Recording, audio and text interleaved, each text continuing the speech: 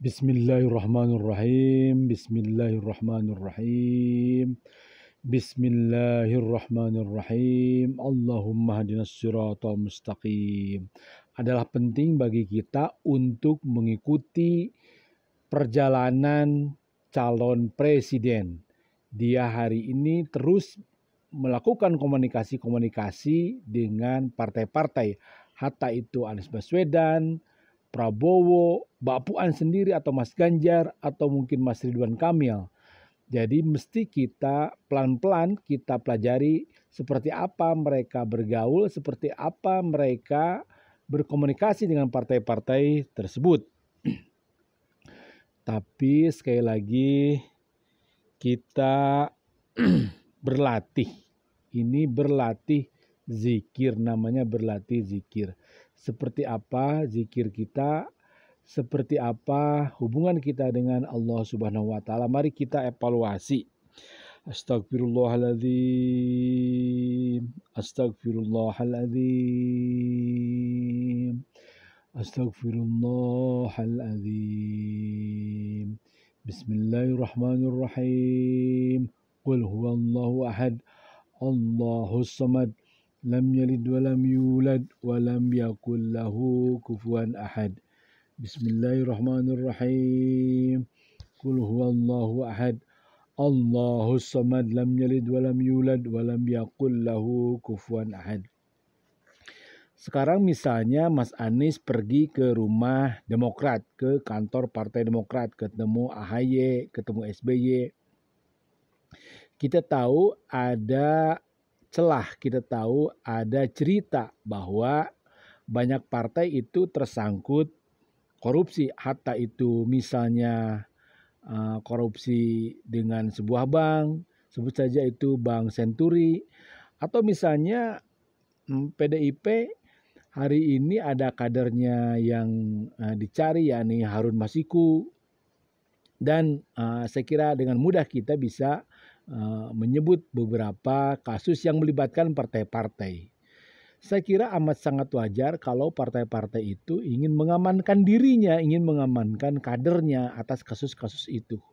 Lalu seperti apa itu didialogkan antara Pak Prabowo dengan Demokrat misalnya, antara Mas Anies dengan Demokrat misalnya, antara Mbak Puan sendiri dengan PDIP misalnya.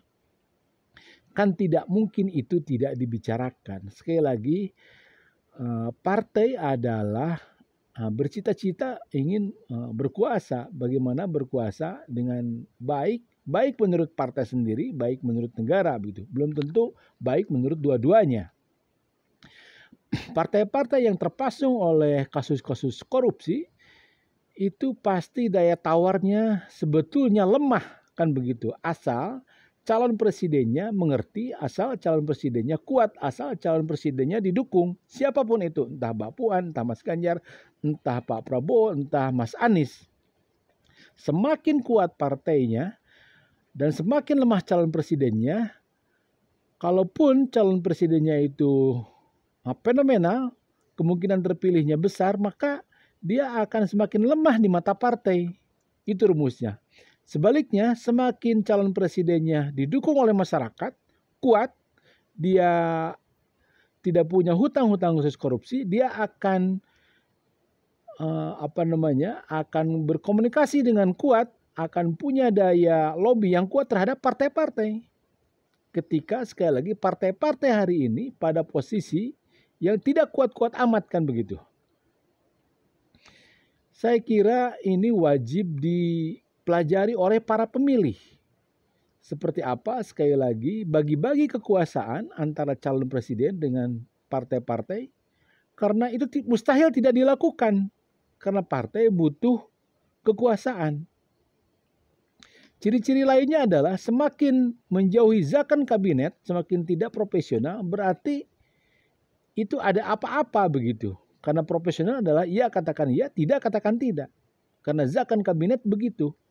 Nah, kabinet yang tidak profesional, partai yang tidak profesional, calon presiden yang tidak profesional itu akan menjauhkan dari hakikat kita berbangsa. Itu akan menjauhkan kita dari tujuan kita berbangsa. Sekarang kembali kita berzikir lagi. Astagfirullahaladzim, innahu kana ghafara. Astagfirullahaladzim, innahu kana ghafara. Astagfirullahaladzim, innahu kana ghafara. Subhanallah walhamdulillah, subhanallah walhamdulillah. Bismillahirrahmanirrahim. Allahumma salli ala Muhammad, Allahumma salli ala Muhammad. Allahumma salli ala Muhammad, Allahumma salli ala Muhammad. Bismillahirrahmanirrahim. Alhamdulillahirabbil alamin, arrahmanirrahim, maliki yaumiddin. Iyyaka na'budu wa iyyaka nasta'in. Ihdinas siratal mustaqim. Ihdinas siratal mustaqim. Ihdinas siratal mustaqim. Siratal ladzina an'amta 'alaihim ghairil maghdubi 'alaihim waladdallin. Subhanallah walhamdulillah.